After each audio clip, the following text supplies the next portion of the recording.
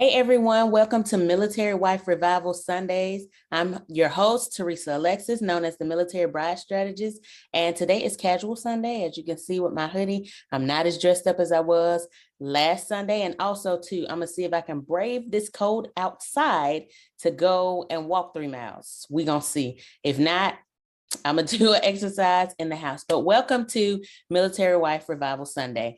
And I started this last Sunday, was the first episode or first session of this kind of live series that I wanted to do for military wives. And the reason I'm doing this, just to recap from last week, I also encourage you to go back and view that if you can. If you're not a part, let me just say this up front. If you're not a part of Military Wives Collective, that's here on Facebook, that group, I strongly encourage you to join that group. And you can go to www.militarywivescollective.com and it'll take you right there and answer the questions, get in, and you'll be great. But Military Wife Revival Sunday was created because I felt like wives are exhausted. We're tired. We're feeling like we get the short end of the stick. Trust me, I get it. I see you. I hear you. And so I did this to kind of give us a safe space to open up and share about our experiences and talk about different things. This is not, let me just say, this is not a spouse bashing session.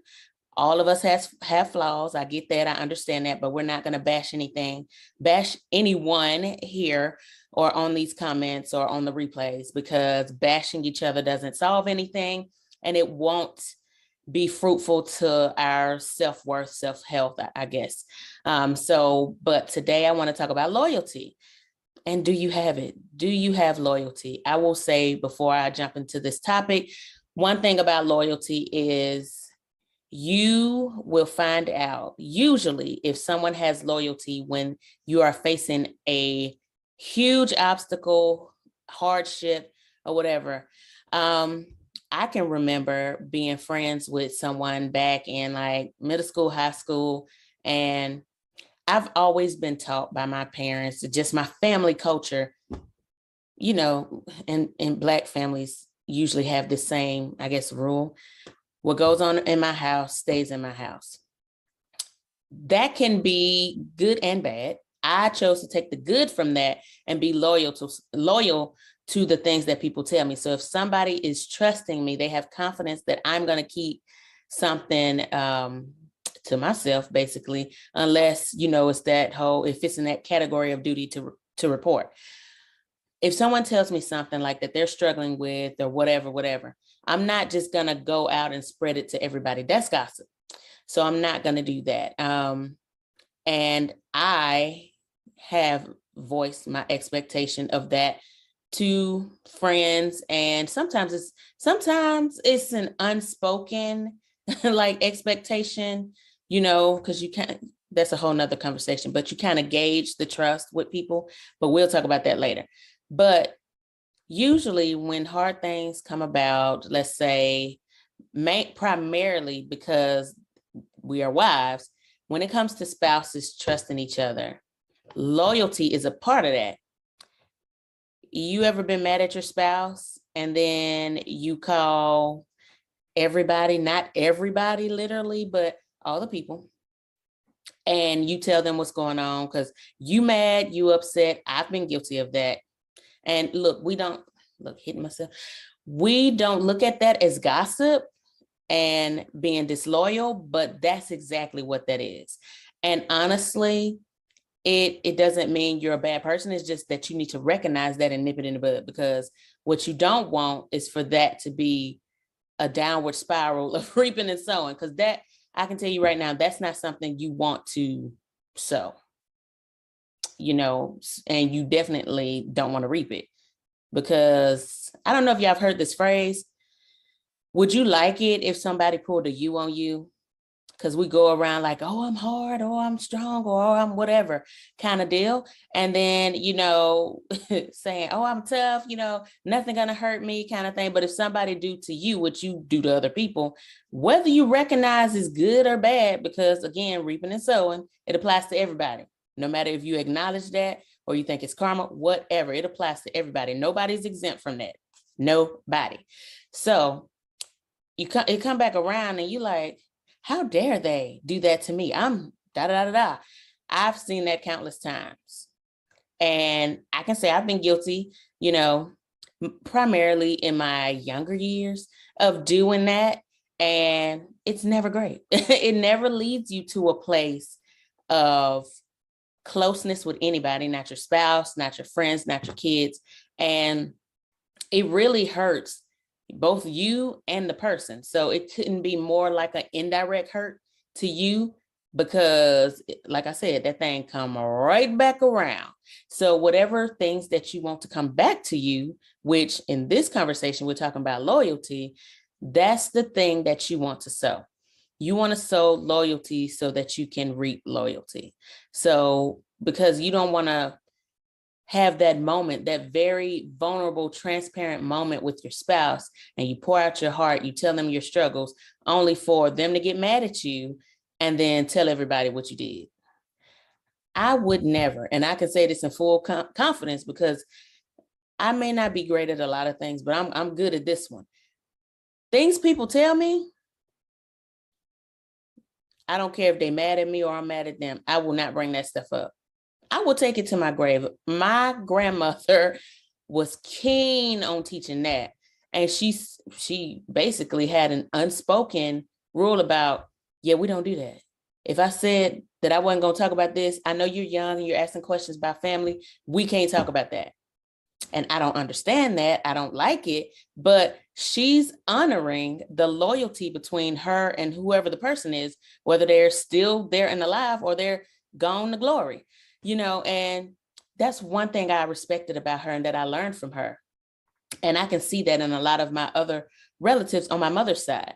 But loyalty is one of those things that it seems like when marriages are in crisis or are in chaos, let me just say all marriages eventually end up in chaos.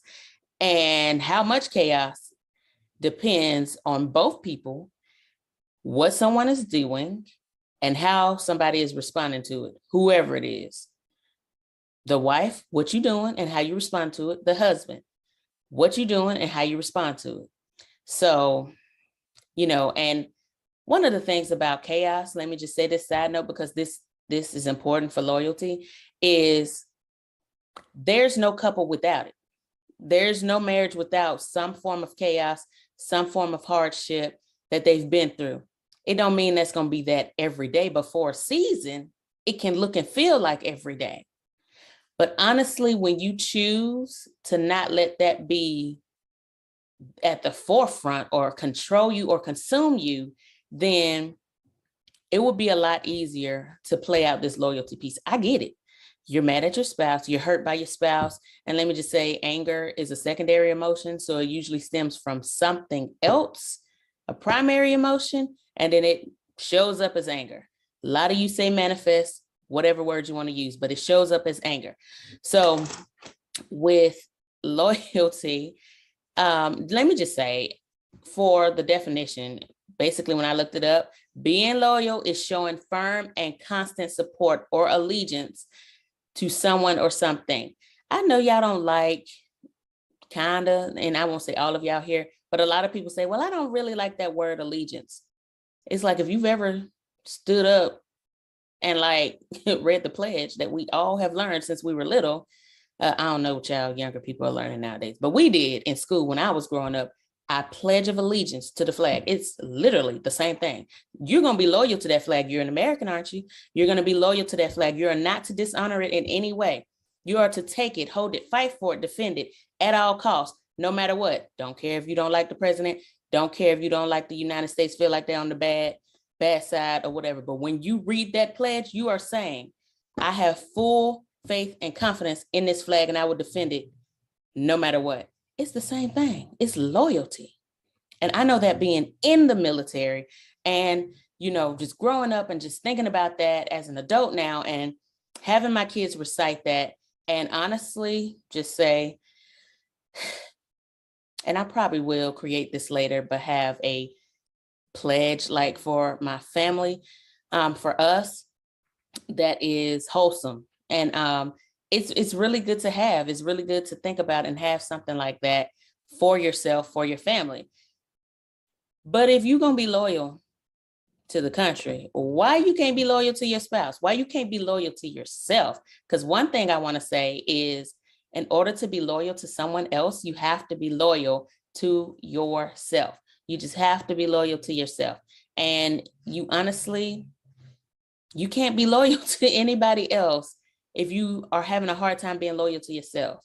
Are you loyal to God? Because God is faithful. He's loyal. Those things go right there together. They're pretty much the same thing. So if you're out here betraying yourself, betraying your dreams, the purpose you know God gave you, and all the things, it's probably going to be the same thing. And you may not consciously intend on betraying your spouse. And, betrayal don't always show up as infidelity, as far as that. But betrayal can look all types of ways. Like, if I am telling you something in confidence, and I'm using me as an example, throughout the years of our marriage, and the moment you get mad, and I mean super mad, you go telling everybody under the sun what I've said to you in confidence, that would make me like not trust you. That's like by default. So I would then have a problem with that. And I would have problems with trusting again. And I know some of you here too have that issue. And honestly, it can be worked out through coaching, through counseling, through therapy, any lines of those. That's not something you can really work out by yourself. Even going to see a pastor, I'm a licensed minister, but, going to see your pastor at your church, or joining like a support group like Military Wives Collective, asking questions. And, just with loyalty, it seems to be like the forgotten fruit around here because people don't think about it. They don't think they're doing wrong if they say to a friend or a foe who pretending to be a friend, hey, my spouse did this, my spouse did that. I would never tell people anything about my spouse that people I haven't vetted and see that I can trust.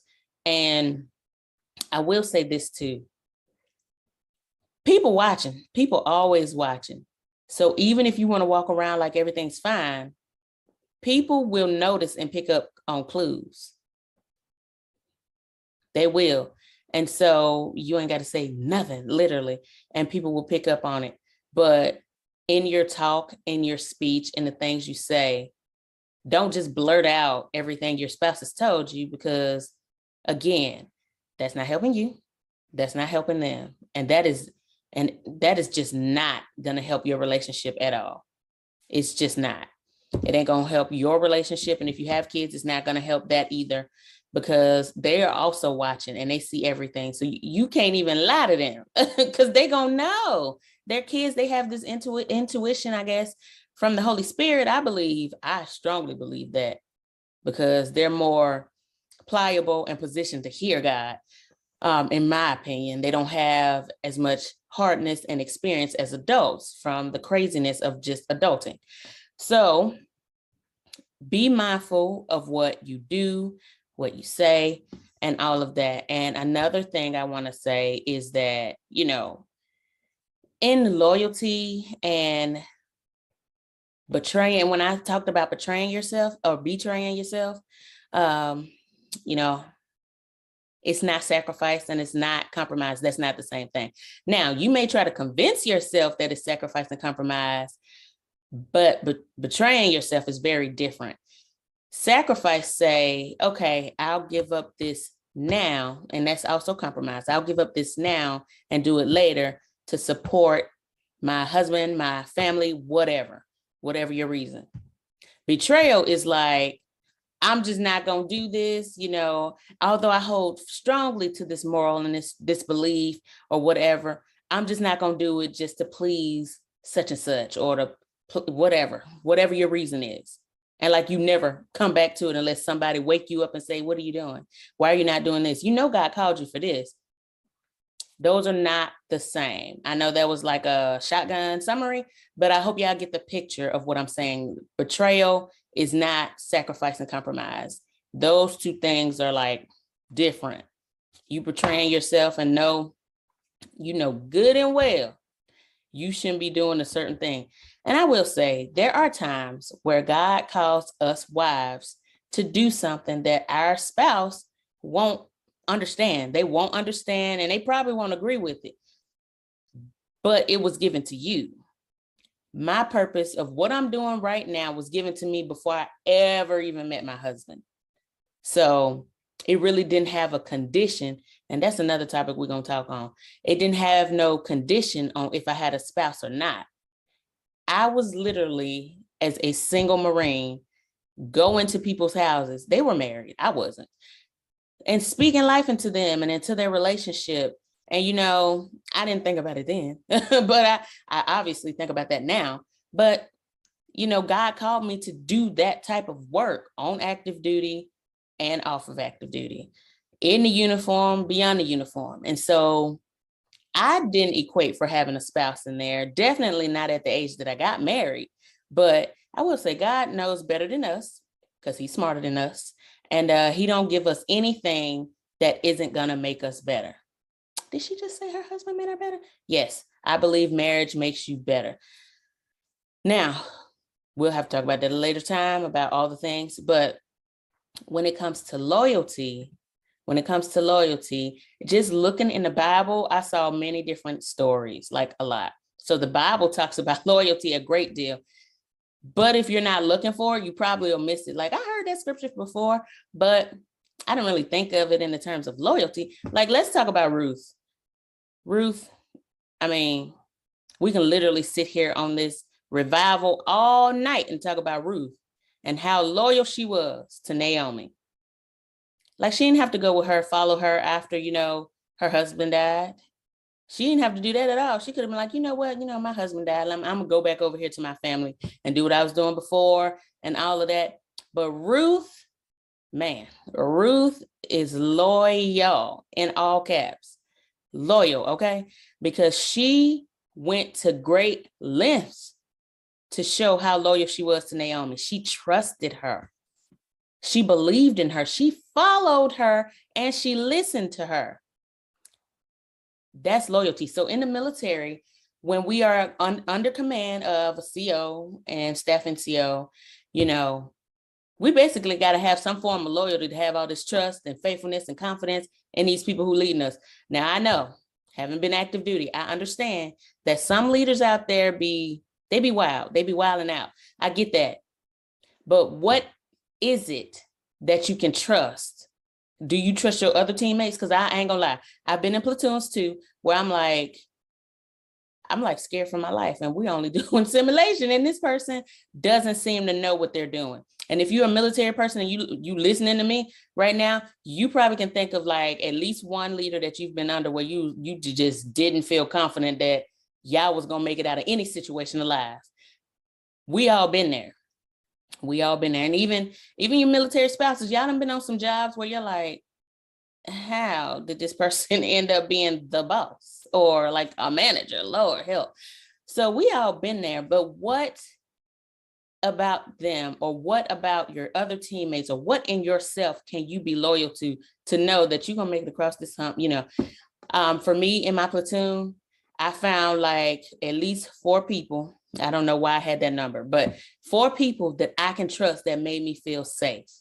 That made me feel safe to know, okay, I'm going to make it out of this. Now, when I was Motor T, it was just all dudes. It wasn't a single female in my platoon. I was the only one. I hated that, but that's just the nature of the beast. And most of the military women can attest if they've been in those type of jobs where it's like male dominated. It's just male dominated anyway. Like women are the fewer in the military. Now we rising, we are, but y'all get what I'm saying. So I would find those 4 people I can trust to where I felt safe. It's like, I can breathe. Y'all know that feeling where it's like, I can breathe now. I got some relief. I got some something, some type of restitution where I feel like, and maybe that's not the right word, but I feel like I can breathe and that I'm going to be able to make it out of here. Okay.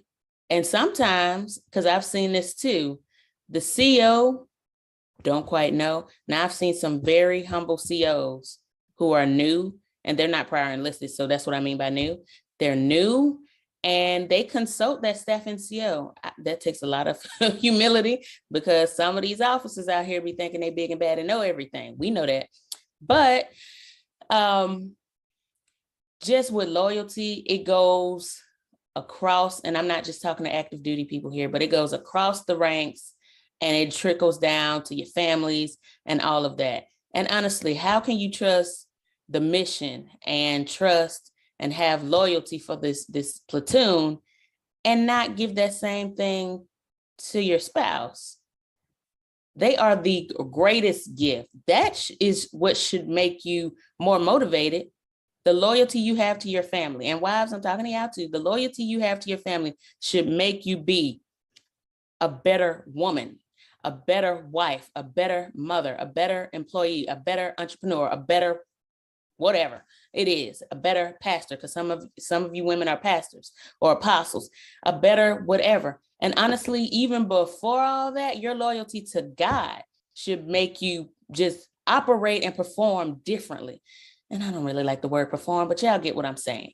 So that's on Ruth. I mean, if more of us, and I don't mean just women, but if more of us military people could perform like Ruth or act like Ruth, I tell you, a lot will be transformed. But we're not Ruth. It's okay though. But we can learn from Ruth and we can learn from Naomi and we can learn from their relationship and see how we can translate that into what will work for us. Because again, have to be loyal to yourself, and what will work for our families. And if you're just coming on, I want to say hello to you.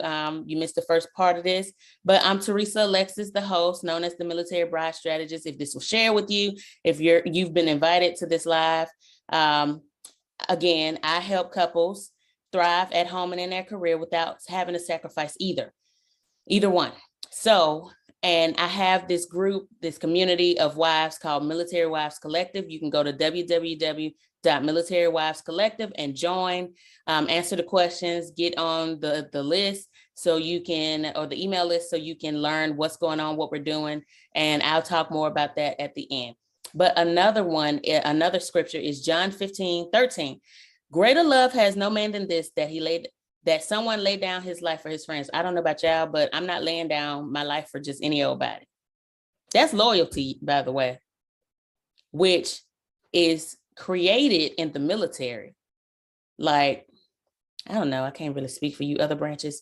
I only know really about Army because I was in Army JRTC and the Marine Corps Navy, because they kind of mirror each other with whatever they be doing. Now, their ranks ain't nothing alike, but they mirror each other in a lot of other ways because, of course, Department of the Navy.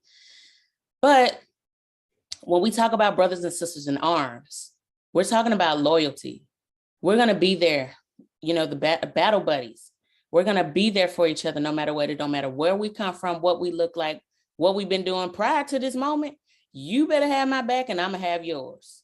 All right. You better not leave me out there to step on no landmine, because I'm not going to do that to you. And if something happened to you, I'm going to be figuring out a way to drag you from the, the firing line or something to get you to safety. Okay. So yeah, we not just out here laying down our life for folk. And have y'all seen Hacksaw Ridge? God, Jesus help, come down, Lord. But that movie alone, I've seen so many things in that, and I could totally understand all the things that was happening in there. But that guy had so much loyalty, and he God was with him. Let me just say, because I can't imagine going to any type of anything without a weapon. I just can't imagine that for myself. Like, people say all the time, I would be a good chaplain. I disagree because of that one factor. I just couldn't do that. I don't know if I can put that much trust into somebody else to be able to kill off whoever, and I ain't got to take a weapon. What? That ain't in my faith. Just saying. But I respect and love the chaplains that I know and what they do. And I think that is so honorable, and I'm thankful for them. So that's not to say that, but I just couldn't imagine that for myself. Now, granted, God can do some different things, but laying down your life for a brother or sister, you can't do that outside of loyalty. Nobody's like, oh, random person, let me just lay down my life for you. I don't know anybody that's like that. So if you're like that, you can say me, in the comments or whatever, but I haven't seen that. Also Proverbs 3:3, let not steadfast love and faithfulness forsake you. Bind them around your neck, write them on the tablet of your heart. Loyalty. That's loyalty. It truly is. And I want to say, the way you can see this, I want to give y'all some words basically that are associated with loyalty. So when you hear them, you kind of think, okay, that's centered around loyalty. That's centered around loyalty. This is loyalty. This is being loyal. I can be loyal in that. I can do that. So some words associated with loyalty is faithful. Marines say it all the time. Semper Fi, always faithful, never disloyal.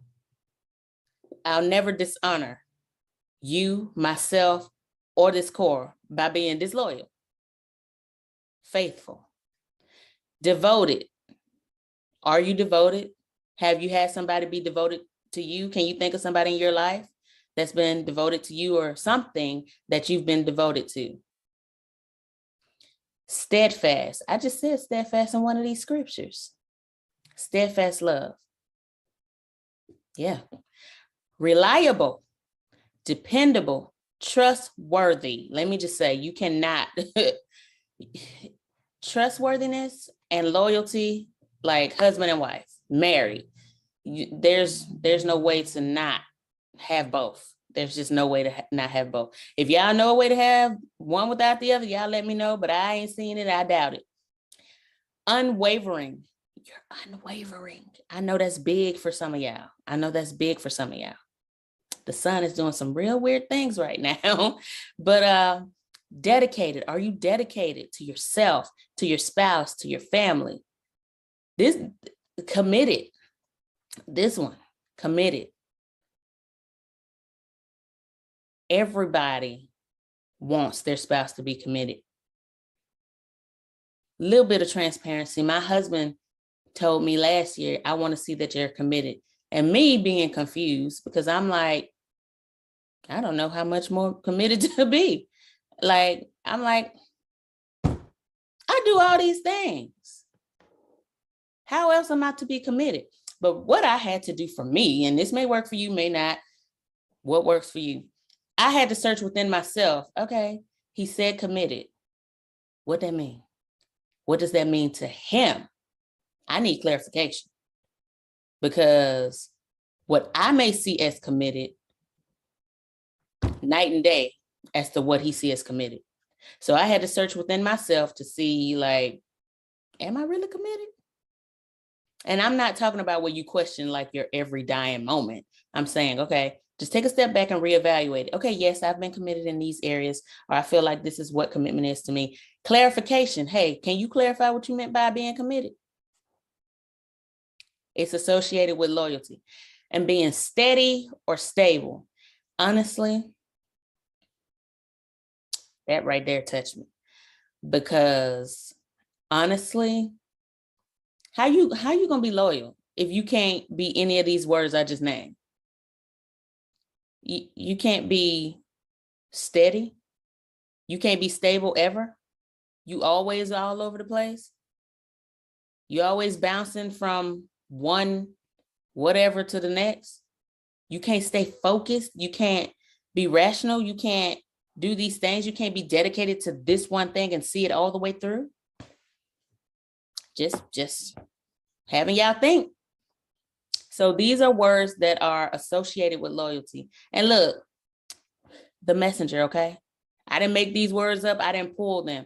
When I was doing my research and studying for this topic and talk with y'all, these are words that kept coming up consistently.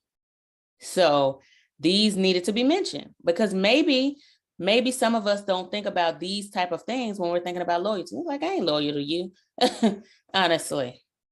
So just food for thought. And that's what this is. It's reviving us wives. And this is something to think about. Are you loyal? Are you loyal to yourself? Do you have loyalty for the things you know God has called you to do? And if you're waiting, I just want to say this. If you're waiting for someone else to understand the assignment that God gave you, you're going to be waiting forever. And you're never going to do it. You're never going to see the fullness of God show up in your life because you're choosing to be waiting on somebody else. Now, I understand waiting on God. And it gets me that is so hard for us, but we'll wait on somebody like a human, like forever. Wait on them to support us. Wait on them to get it, get the vision, get the dream. But we won't wait on God. Ain't that something? That's like backwards, y'all. Maybe it's just me. Maybe it's just me and I'm talking about myself, but I just know I'm not the only one that has been like, I've been waiting on this, but I'm having trouble waiting on God. Something's wrong with me. So I just want to end this by saying, you can't expect loyalty if you're not willing to be loyal, both to yourself and to others. You can't just say, oh, you should be loyal to me. You should be loyal. You should have loyalty. But if you was never loyal, how you going to expect that? Like, that doesn't go. You got to be willing to be loyal. And I'm not saying you should always do things just to get it in return. It has to come from the heart, because that other way I just mentioned ain't going to work anyway. You're going to be hurt, disappointed, and all types of things. It has to come from the heart, and it has to be a willingness from love to do it.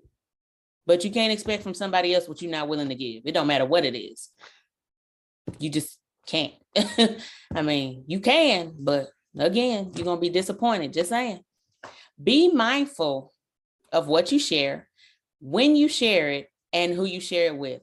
Like I said in the beginning of this, I've had friends that I've shared stuff with, and the moment they get mad or they don't understand what I'm doing or what my family is doing or whatever, they try to share, quote unquote, my business. And I'm like, okay, well, learn my lesson, won't share with you.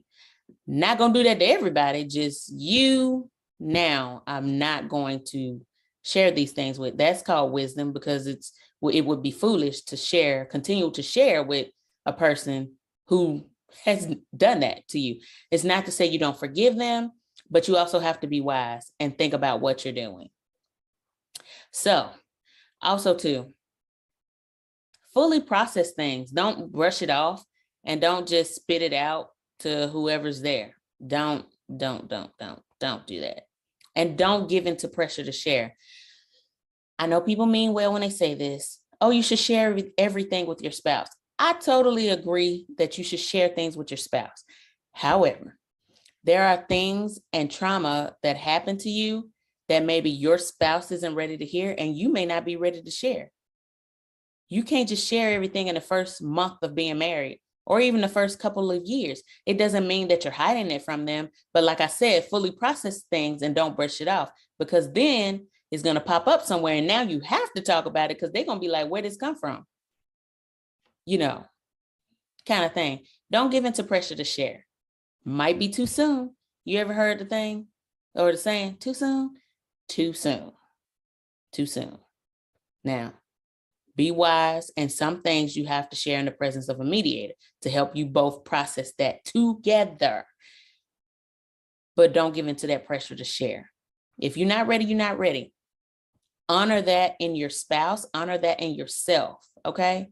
And set that expectation or boundary by communicating with your spouse to let them know, hey, some things I don't want to share. Some things I'm not ready to share. That is okay. To make somebody feel like they're terrible for not sharing is not right. So make sure you do that. Also, honor confidentiality. That's the whole thing around loyalty, and we can just go home now. That is the last name, but we can just go home now. If you're not honoring confidentiality, then you ain't loyal, friend. You're not. Attorneys, therapists, and doctors. I'm sure there's some others, but those are the top 3 that come to mind when I think of people or people in a profession that honor confidentiality. Also ministers, I guess.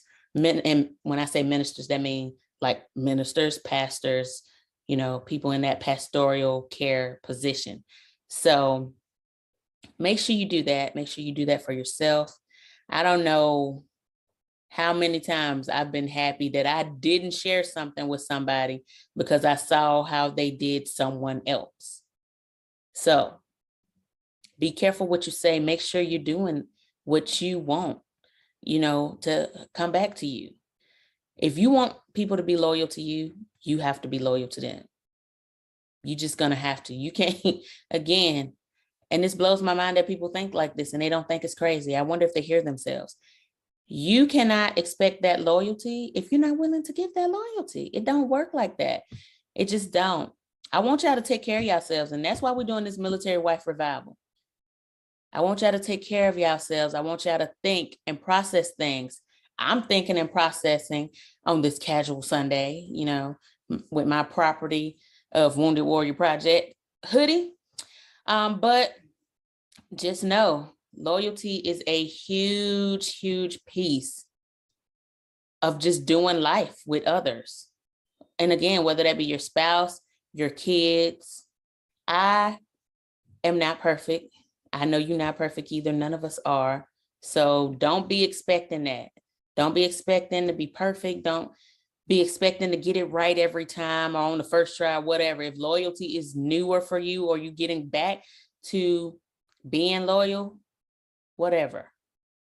Don't expect yourself to just have it right all the time or just be perfect. I don't know. Actually, I do kind of know where we get this whole side of where we should be perfect, but it never ends well and it's not great for us, any of us.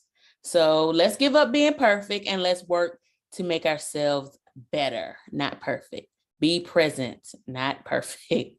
Perfection comes from Christ. I strongly believe that. And we shouldn't be just going our day to day trying to be God.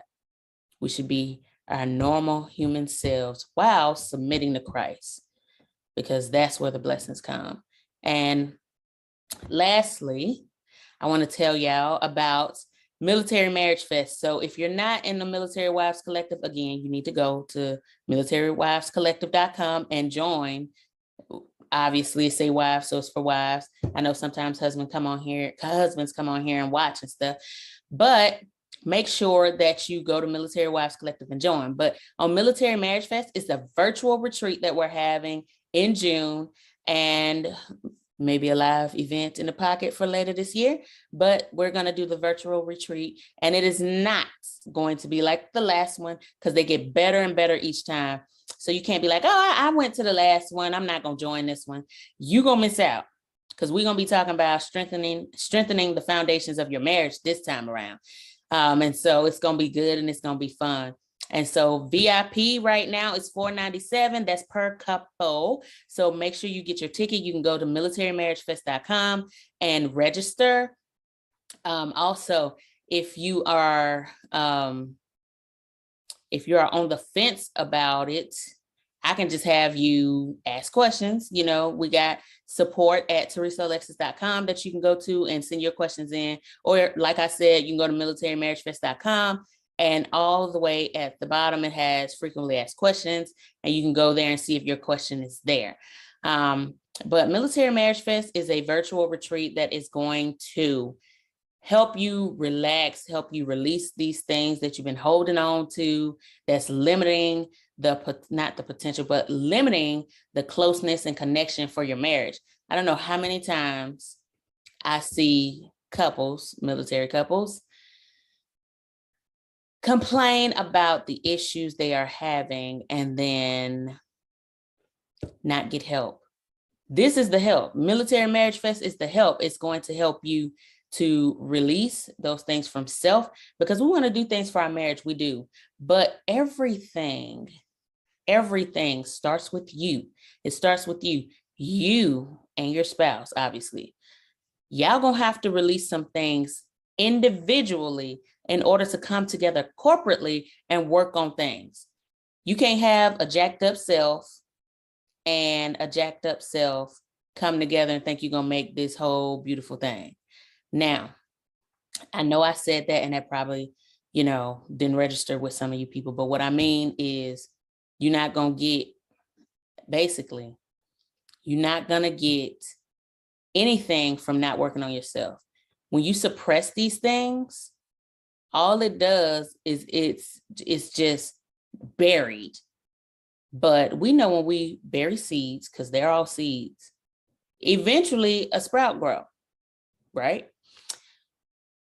Sometimes weeds come up in your garden bed, because I've always talked about marriage being like a garden.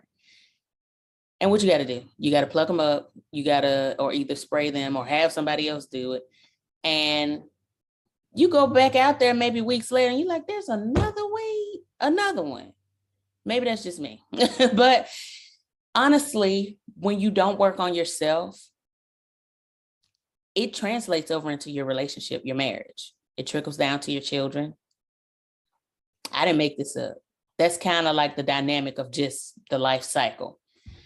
But when you take time and you get the things for yourself together, you will respond and operate very differently.